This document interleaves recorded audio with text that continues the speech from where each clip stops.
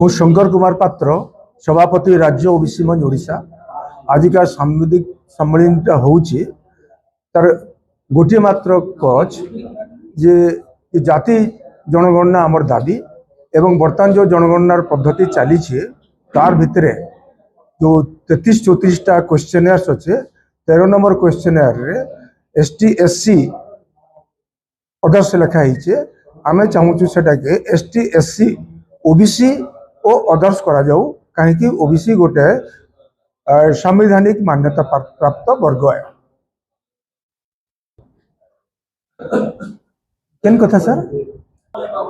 नहीं जनगणना आमर हो बोली आगु आम लिखि देइथिलु एवं सरकार वर्तमान जेटा जेन क्वेश्चनर्स तैयारी करिछन जेटा कि गेजेट रे प्रकाश करिछन से गेजेट ही लिखा अछि। आगामी दिन रे संग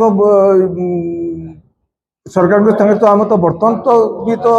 भावुछु जे सरकार वर्तमान मोदी सरकार जे कि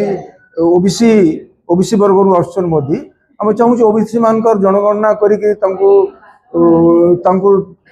किछि थैथान करबे तमने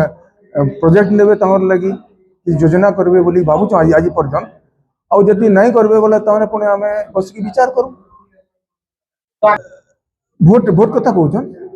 नहीं देखो जेते बेले जेन सरकार आमर लगी किछि करबा आमे से सरकार प्रति तो अनुगत्य